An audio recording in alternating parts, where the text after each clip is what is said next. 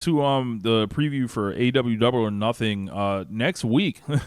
the obviously the one of the tentpole events for the company in Las Vegas once again, and I think that's probably going to be the last AEW Double or Nothing in Las Vegas.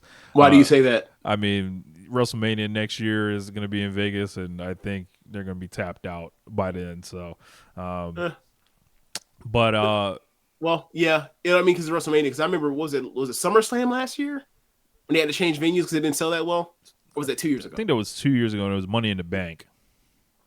Okay, okay. Yeah. But yeah, let's start with the AEW International Championship. Roger Strong versus Will Ospreay. They've kind of set this up with Ospreay in a kind of like a side spin-off feud with like Shane Taylor Promotions. He had an awesome match with Shane Taylor on Collision. I had him, did his huge Stormbreaker to him, and it was a really cool match. And I think Roger Strong's walking in there to hand this off to Will, and then Will's about to just go crazy. Osprey's undefeated in the company. They had a very strong face-to-face segment. I thought was a kick-ass promo to make you care about this thing.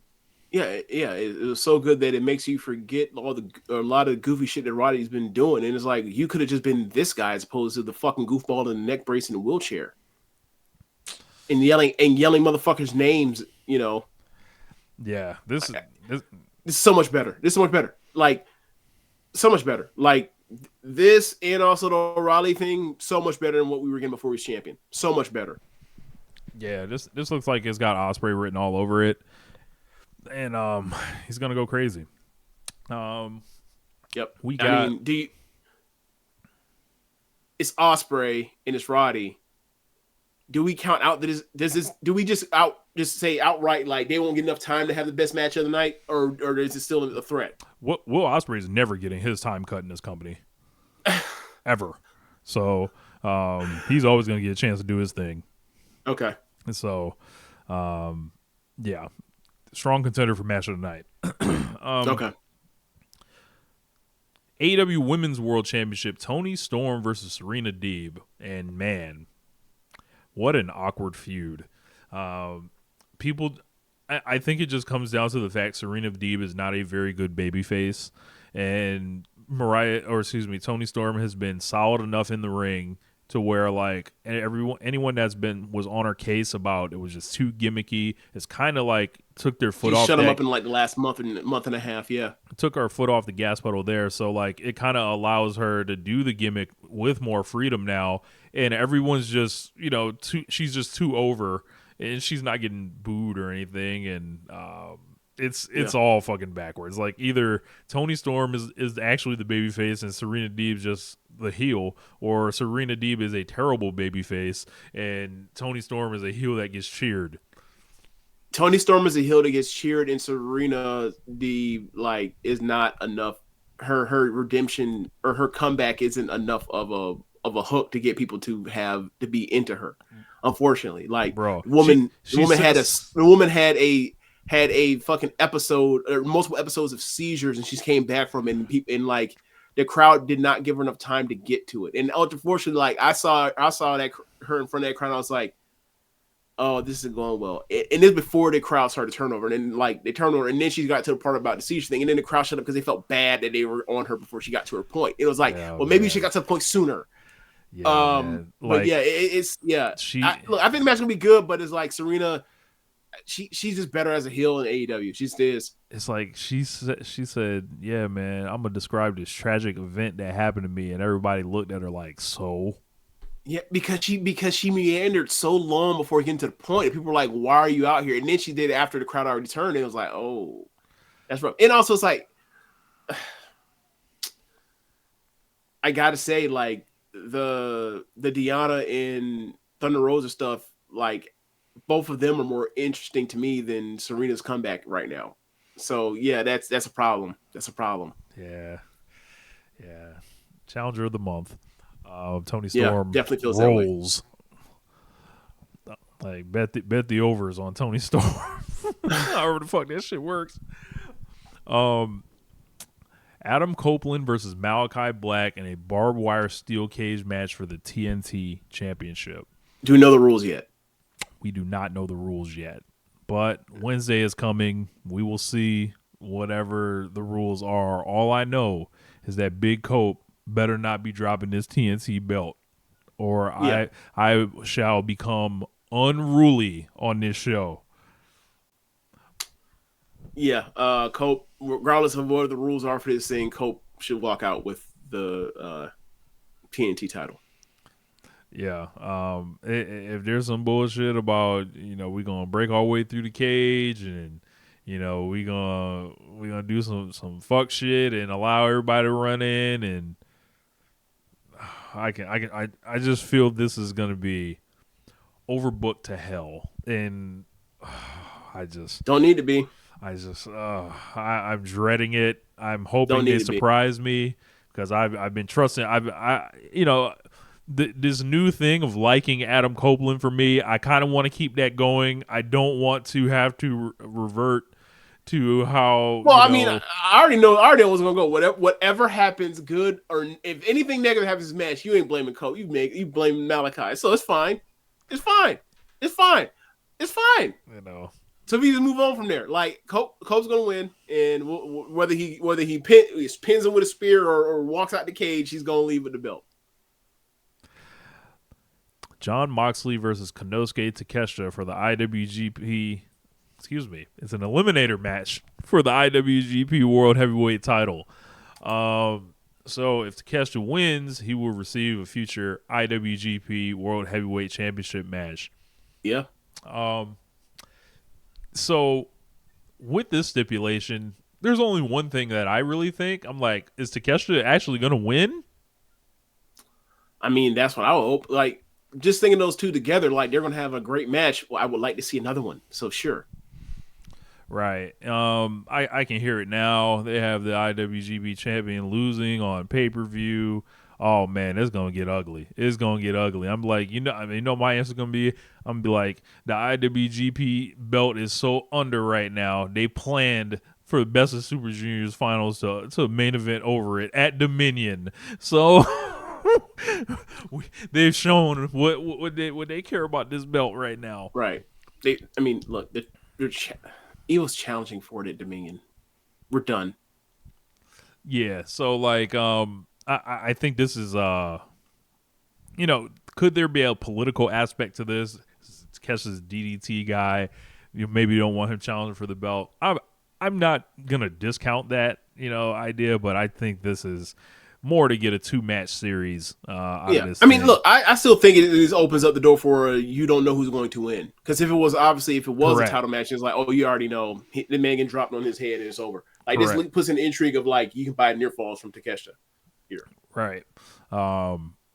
Yeah, I don't know how anyone could disagree with that. Like, I'm like, because there's no way in fuck that Takesha's winning the IWGP belt unless not a chance. Unless unless they want to save New Japan from wrestling. They'd be like, all right, you can have Takesha. He can be. You can have Takesha till the dome. Yeah, till the dome, and he'll be the IWGP World Heavyweight Champion.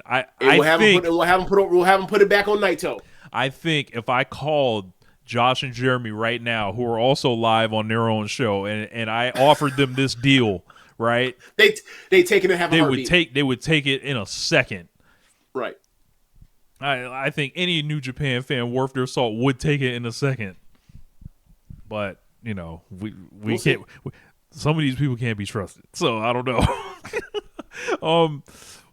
We got I have people requesting us to call Jeremy and Josh right now. No, we can't do that. They're not gonna call. They ain't gonna pick up anyway. Yeah, they won't pick up. But let's see. We got Trent Beretta versus Orange Cassidy in a grudge match, singles match. These guys had a good match already. Tons of history here. Nice. This would be a match that our buddy the Doc Chad Matthews would love. Like as far as like long history, mid-card feud, right in the middle of the show. Let's see it. Grudge match, long time friends turned on each other. Special singles match. Yeah, that's kind of what this is. I think you got to go with Trent here, like it, because they already kind of beat him once. with the with that The roll roll up. up. So like I Mm-hmm. think you got to put Trent over like pretty strong here, and he's got to bust Orange Cassidy open. So I got Orange Cassidy going over strong.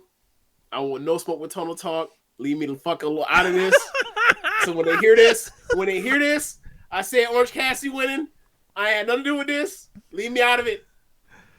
I expect you know what I predict? A great match. That's it. You can't blame me for none of this shit. I ain't jinx. I ain't do none of that shit. Whatever's going on when y'all watching, man, you got the anxiety and y'all hurt, your tummies are hurt. It ain't got shit to do with me. I'm out of it. I love it. Oh, Total Talk has shaken my co-host. Unreal. Um, but yeah, man, we got the FTW rules match for the FTW championship. So there was something called the FTW Contender Series on Collision. It was 3 matches that were won by Hook, Katsuyori Shibata, and Brian Keith. I'm rooting for Brian Keith to get the match. I don't know, if they're gonna go right to him or if Hook's, trying to get back in line for the FTW belt. But I'm done with Hook, kinda. Shibata and Jericho had that awesome match on TV.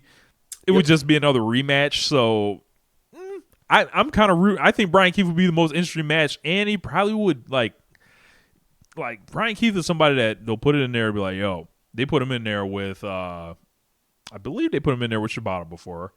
They put him in there with Malachi Black when he hadn't wrestled in a long time. I just want the guy to get a shot. So I hope it's Brian Keith. Yeah, I mean, I'm good with any of the 3. I mean, because I know I have. Let me phrase that. I'm good with Brian Keith or Shibata. Like the match I want to see the least is Jericho versus Hook again. Right. Because if it's Jericho versus Brian Keith or Shibata, I know what I'm going to get. It's going to be either going to clobber the fucking head with chops and strikes and brawling. If it's going to be Hook, he's going to try to have a match, a real match with Hook, and Hook is not there yet to have a real match, as we saw the last pay-per-view. Yeah. Got people in the comments saying Hook should actually just join the learning tree. That would be hilarious. I agree. Really be hilarious. I agree. Like, if they do that, can we then get like a Jericho and Hook versus Christian and Nick Wayne match? It'd be like, you stole my swag. We have old country beef dating back to when we were a tag team that turned each other back during WWE, and you stealing my swag, and they just do the basically patriarchy versus learning tree because it's the same shit. That'd be funny. I'm still waiting for Jack Perry and Christian to just run into each other backstage, like in a segment or something. Be like, "Hey, what are you doing?" What are you doing? When the skateboard was happening, I was like, "He's gonna come back and be like, you know what, Christian, you were right the whole entire time." That would have been great. This is great too, what we got, but that would have been great. Yeah. Singles match for the TBS Championship. Should we work in the road to TBS Championship defense here? No, we'll put it in. Okay. So we got the TBS Championship match. Willow Nightingale, Mercedes Moné. They had an awesome segment this past week, and man, it's like it's so funny because I think people were not understanding Mercedes is a heel. Correct. Like normal, not knowing her alignments and shit like that. And I hate to go back on Brian Alvarez again, but this is a thing with him going all the way back when she was feuding with Ronda Rousey, not knowing the difference between a babyface with an edge, or somebody that's a heel. This was a heel. And then I think Willow Nightingale is I think the dynamic between her and Mercedes, this may ruffle some feathers, but frankly, I don't give a fuck, is better than the dynamic that she ever had with Bayley. Because it's like with Sasha Banks and Bayley, it was like, yeah, we all know they're in the wrestling school with each other. They're friends. And Bayley's not really like there's nothing that is actually an underdog about her. Like, this is a full grown woman, a professional athlete or whatever, right? And I'm not saying Willow Nightingale's not, right? But Willow Nightingale and Mercedes Moné are complete fucking opposites in size, in the way they dress, in the way that they wrestle, in the way that, you know, kind of like they're where they come from in wrestling, and it's just amazing. Like, and you know, the way they dress is opposite. Like, it's amazing, like the dynamic between them, and it never felt like hotter to me than when she dumped her through that table this week, and then she was basically saying, yo, you didn't walk out the match. Like, there's a lot more of a, like, hey man, there might actually be, I can buy the smoke between them a little bit more, is what I mean. Like, you lost me like, on the like I can buy. You lost me on the Bailey thing, but because like the Bailey thing was said where like she is a geek that makes a journey towards getting out of geekdom by finally beating her more or less bully, her frenemy / bully. But as far as this, like, yeah, all the die or them as far as the characters and where they started and where they've ended up and gone through their careers and end up together, and now, you know, they're facing each other again. Like, yeah, that's a great story. I think this is finally the first time it ever actually like clicked as far as them on the screen together, and like Willow stopped, like, she's been so apologetic to what's happened to her that she's finally had enough because Mercedes has been an asshole. So she's like, all right, I'm going to give you a taste of what you've given me over all these months. Over, like, we're athletes, injuries happen.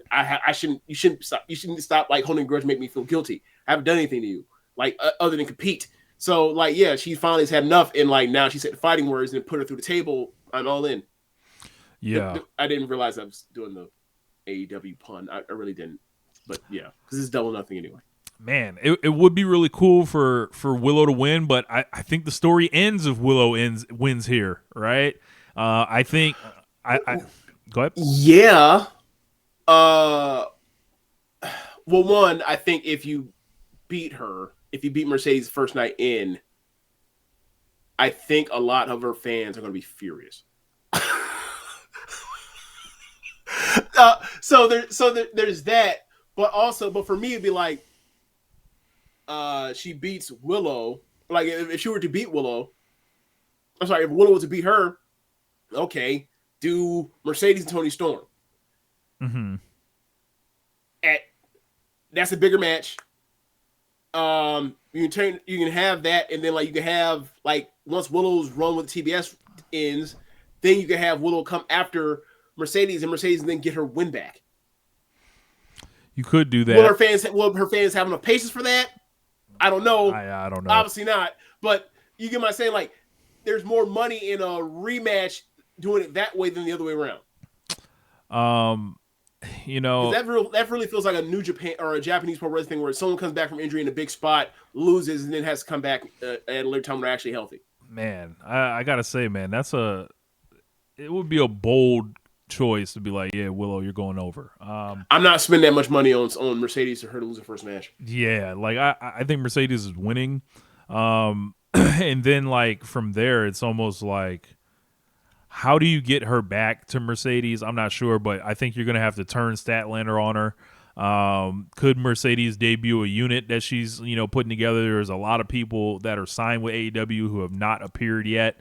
Like Camille.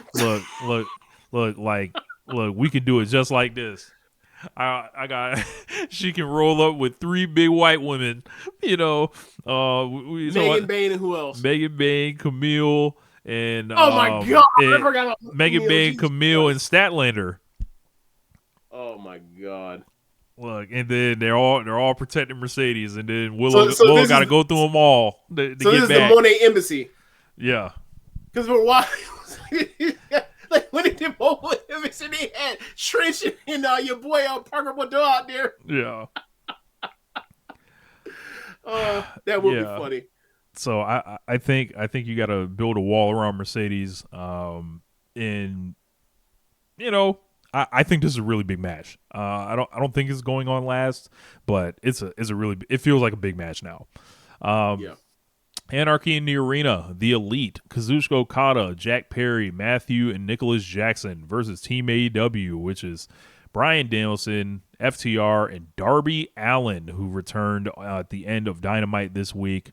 And man, I feel so much better about this. I'm like, yo, I, Darby, that shit got me excited. I was like, hell yeah, this man's I, gonna fucking kill himself in this match. I don't Some know biblical why. shit is about to I, happen.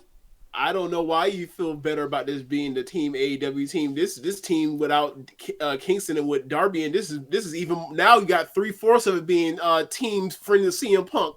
I don't know why you didn't think of it that way, but I know Stupid. why you didn't think of it that way. But you should have thought of it this way. But Stupid. yeah, man. I would have enjoyed like the way that they played that.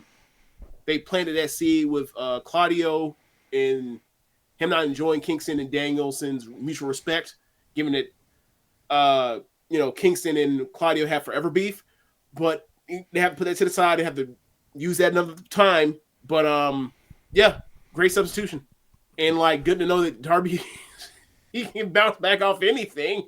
Motherfucker He got broke hit his by a foot like what, two bus. months ago? Less than 2 months ago. Broken foot, hit by a bus, all that shit. Like, but Crazy. I think it's so cool that to stand him across from Jack Perry, and then like, I think you can spin them off into like Perry's like first like singles feud after that. Like, for me, that's the finish to this match is Jack Perry pinning Darby Allin.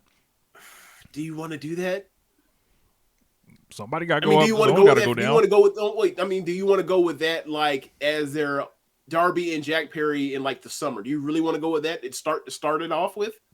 Yeah, why not? Like, Okay, I mean, it would be great, obviously, but I feel like there's bigger things for both of them, and they could do something in the fall. It makes more sense to me, but like I think you or can the winter.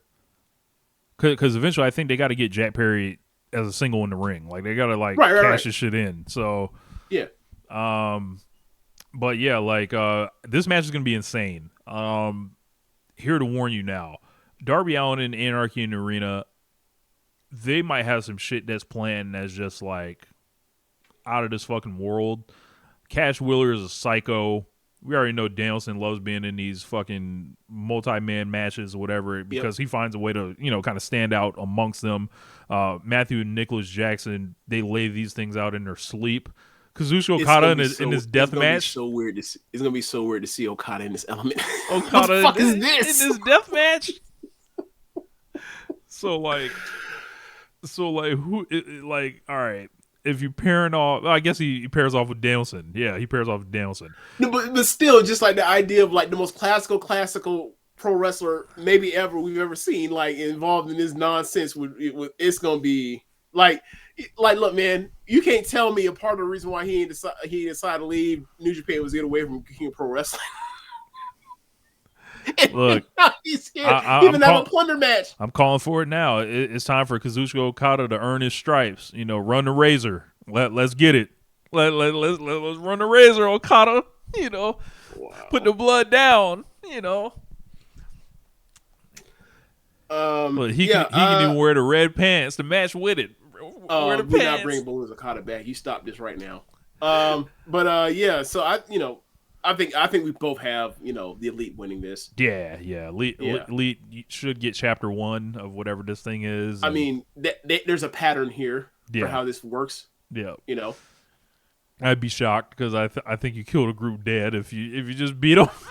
you killed the group dead, and two, like, what the fuck you gonna do for blood and guts? There's a pattern here on how this has worked every single year they've done it.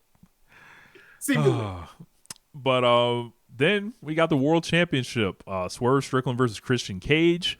There's been a lot of stuff that's happened in this feud, including Swerve's entire unit blowing up, Christian being deployed by the Elite, kind of with no real way of earning this match. There's going to be a Swerve. That's right, because the last match he had, he lost. Yeah, quit. It was a title match. He quit. Yeah, he literally gave up. He's like, oh, Hammer don't hurt him. No, please don't. So Swerve is wrestling Nick Wayne next week. Got his head bust by Nick Wayne this week after he had an awesome match with Brian Cage. And man, I got to address something about that. I saw so many people, and I hate doing this, like as far as like reacting to shit that's not on the show, but I feel like I got to say this because it's like, I'm like, all right, with Swerve being the champion, they just wanted him to destroy Brian Cage and go through him in 5 minutes, 6 minutes. So he's whatever. supposed to go through a dude that has like what 40 pounds on him. There's that. He's supposed to just cut through a muscle bound man, put his hand in the sand, or put his face in the sand like he's LL Cool J on Bad.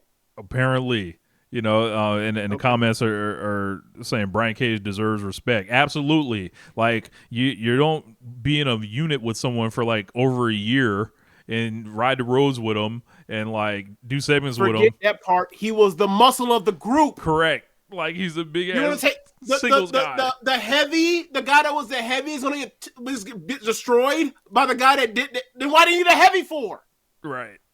Like, nah, man. Like one, also, Swerve needs to be allowed to have great matches to compete amongst the rest of the card. It's not like, he can just go out there and wrestle for 5 minutes and then people will like watch other people like on these shows. Like, this is a loaded fucking promotion, so you got to give him a chance to compete in that aspect as well. So like, yeah, man, like, and he's held up his end of the bargain more than so in that sense. Like him, Ospreay, Danielson got to be the best. Got to have the best years in American Pro Wrestling so far. They've been great on TV. And it's like, yo, you don't put a unit together for a year to blow it off in 5 minutes. Like, no, it just doesn't compute with me. So they had a back and forth match, awesome match, and like, I told Swerve this. I was like, yo, I really like the unit or whatever, and I wish they would have used them more and stuff like that, but it's just not the way the ball bounced. So this was as best as it was gonna get. So unfortunately, he wasn't gonna get to work with Toa and Khan. Like, he had to work with Cage.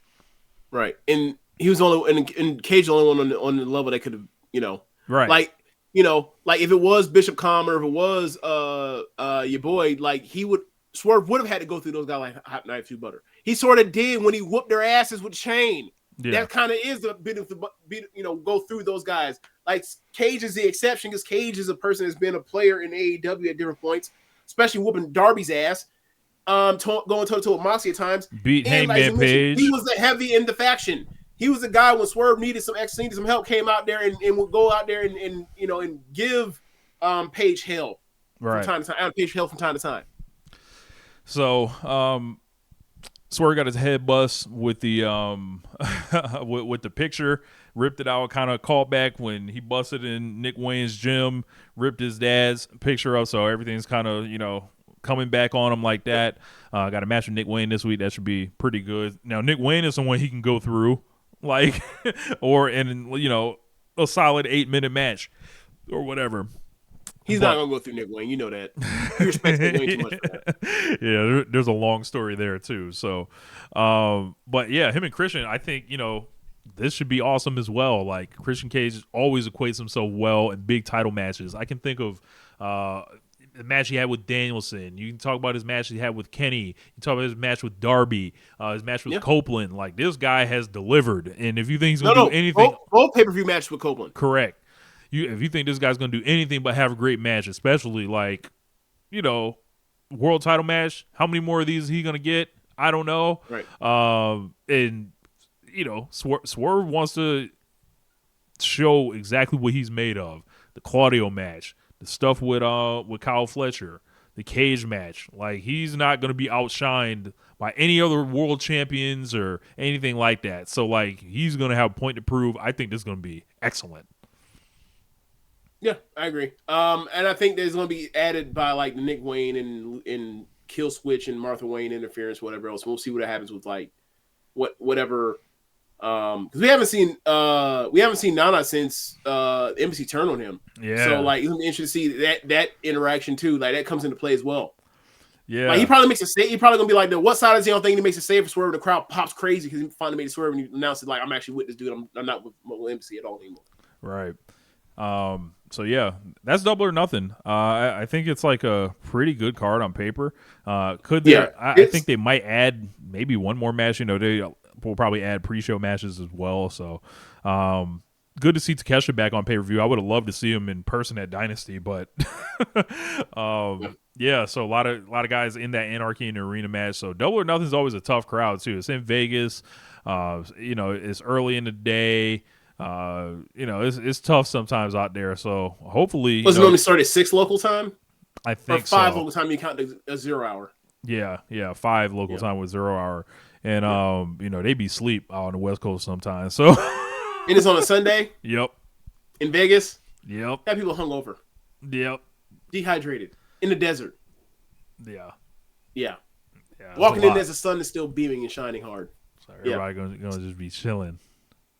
Do I sound like I'm one of the people that make those excuses? Like people talk about WWE crowds. Oh, this, that, and the third. Like, hey man, that's rough. If the matches match, it'll be fine. If it don't, then it won't.